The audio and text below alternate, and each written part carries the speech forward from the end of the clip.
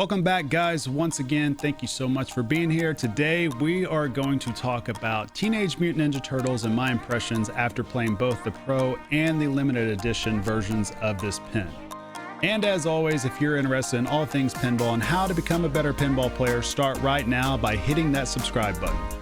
So as you may have noticed, everything behind me is turned off, and the reason being I've been like a freaking tornado with these pins in the past week or so. It's been crazy though. I had a Gorgar downstairs blow a fuse. Star Wars decided, like, the CPU on it just decided just to not work at all anymore. Ninja Turtles has had 1, 2, or maybe 4 or 5 issues, but we'll get to that at the end of the video. All right, so my general thoughts, and I'm going to be going back and forth because I got my notes right here in front of me and I got you guys right over here. After playing both the Pro and the LE, I think the better overall player is probably going to be the Pro. I still enjoy the hell out of my LE. I think it's still a good purchase. It's a theme I love, and the gameplay on it overall is fun.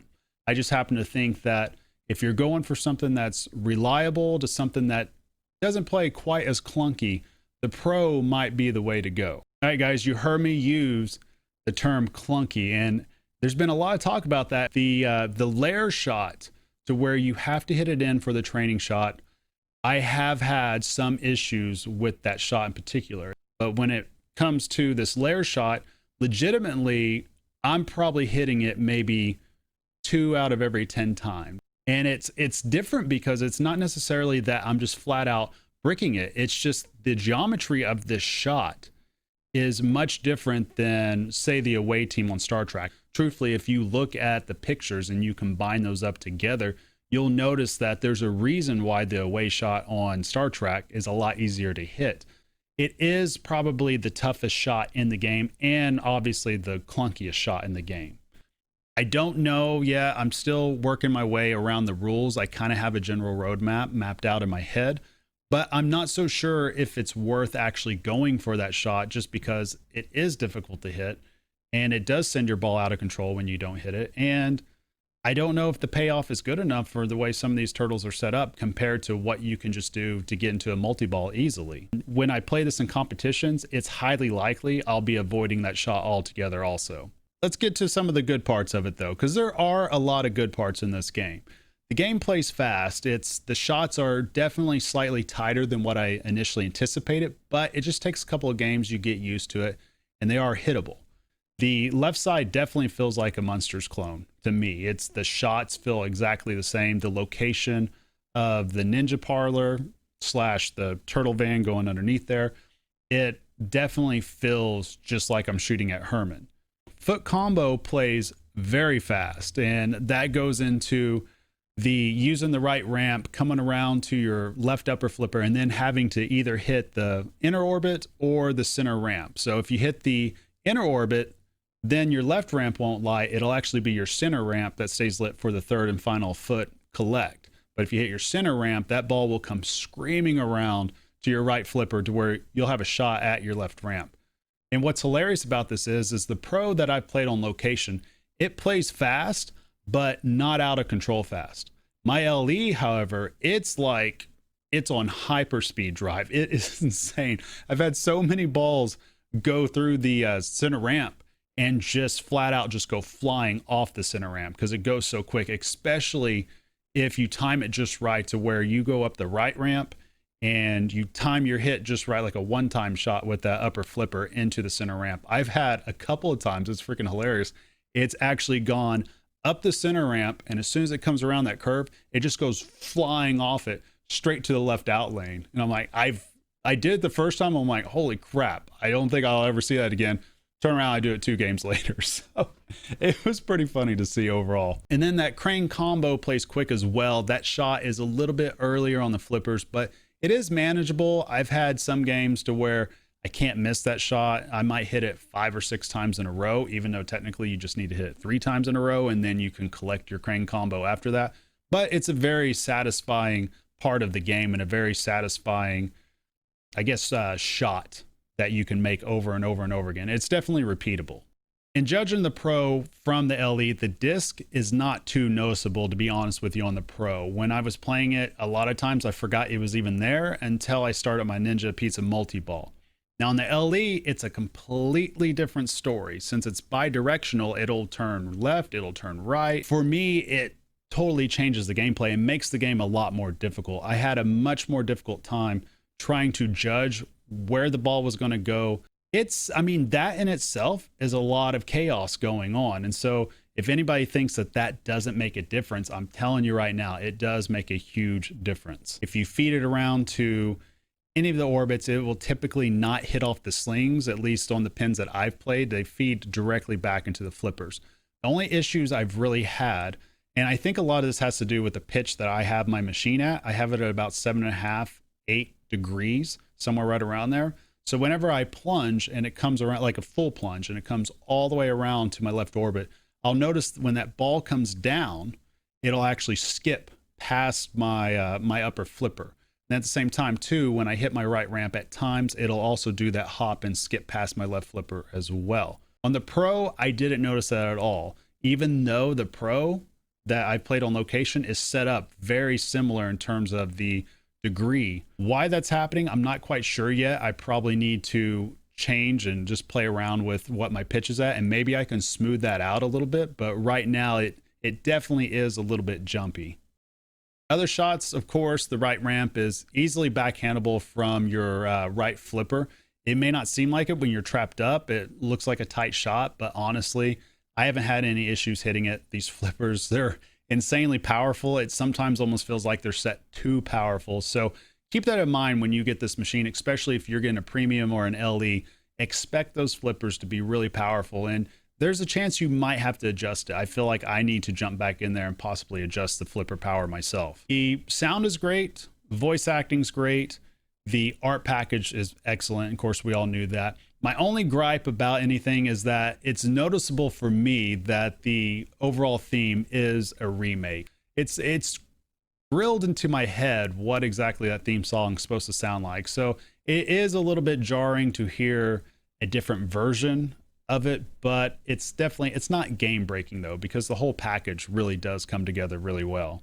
Playfield dimpling. This might be something that some people are wondering. I can confirm that after looking at the Pro and playing the Pro, that after about 20 games or so, I was noticing dimples, and I was noticing a lot of them. What that means, I don't know. I have no idea. Take that for what you want. Now my LE, after about 30 or 40 games, haven't really noticed it. Again, take that for what you think it might be. I don't know, but people are wondering that, and that's what I've seen so far. The diverter is actually pretty enjoyable to use. It takes a little bit of time to get used to. However, once you do get used to it, you find that it actually becomes part of your gameplay flow, especially when you're trying to start episodes. So one of the things about this game is you have to hit the right ramp and the left ramp in order to light your episodes, which is located at the Ninja Parlor. The easiest way for me that I've found to really keep in the flow is I will go right ramp first, get under control, get back to my right flipper, and then make sure my diverter is such that once I hit that left ramp, that ball is going to feed back to my right flipper. Reason being, I have a clear shot on the fly directly into the Ninja Parlor in order to start an episode. If you don't divert, that left ramp will feed back to your left flipper. Now you're stuck with trying just to hop it over to your right side and then hit it on the fly, which usually will send the ball out of control, which is something you don't want to do. So if you have a premium or an LE, keep that in mind. Get the diverter to where you'll be able to hit the left ramp and it'll come over to your right flipper. It'll make your life a lot easier. Circling back to some of the cons that I have. One of the cons that I've ran into, and I actually asked Dwight about this when I saw that he was on a stream answering some questions. I forgot exactly how I worded it, but is there any plans in the future towards possibly adding a feature to where we could cancel our multi-ball? To which he replied back that he didn't know why, how, or when you would cancel the multi-ball. So I took that as a no. What I've ran into is that I find myself early in the game actively trying to avoid the Ninja Pizza multi-ball. And what's really tough about it is that those locks are already lit.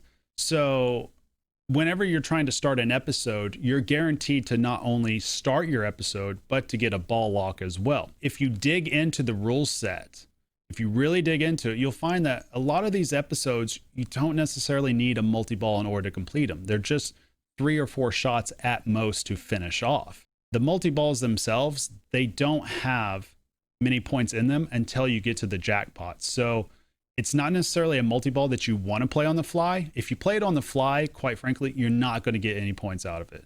That's just one thing that I hope kind of gets addressed. I think Dwight's pretty much said as much, that he's looking at making that multi-ball tougher. But again, I find myself actively avoiding Ninja Pizza, and I find myself too trying to actively avoid Turtle Power also. So that's kind of like a little nuance that you got to be aware of how many times you've hit the Turtle Power or the right ramp and how many times you've hit into Ninja Parlor. I believe Raphael's probably the easiest turtle to use. I know people have gone back and forth, but quite frankly, Raphael just happens to be just the man. And I'm going to tell you why he's the man right now. If you happen to get lucky and you do get level 3 training from Raphael, that adds a 1x to your playfield multiplier, right? Well, what also helps is that Raphael has the episodes lit already, so you don't have to waste a Turtle Power, or necessarily worry about an extra lock being added on by accidentally hitting the Turtle Van or the Pizza Parlor. You'll automatically get into your game or into your episode, which is nice. I do enjoy the rule set to this game overall. I've kind of figured out some nuances. There is one thing about it though that I'm pretty sure needs to be fixed, and I've timed the 2x. Whenever it starts, I've gotten it to be about a minute. It lasts about 1 minute and 15 seconds total, and that's without upping the timer or anything like that. Now, what you can do because of this, I've been able to get into 2x and play an entire ball just in 2x, all the way up to team up. So 4 episodes, 2 multi-balls, all the way up. And I've been able to do that at will and just be up to 30, 40 million before you know it, simply because 2x is on. And again, if you use Raphael and you get the 1x added on, essentially you're able to run away with the game from there.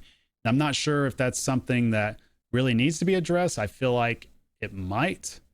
It just seems a little off to me that I can get into 2x and then just stay in 2x for the entirety of the ball. So issues that I've been having with my pen right off the bat. One of the things we noticed was that whenever the balls got refed back to the Turtle Van for Turtle Power multi-ball, that the balls weren't necessarily loading into the van correctly. So I got in there, lifted up the plastic, I looked, and there was just this tiny lip.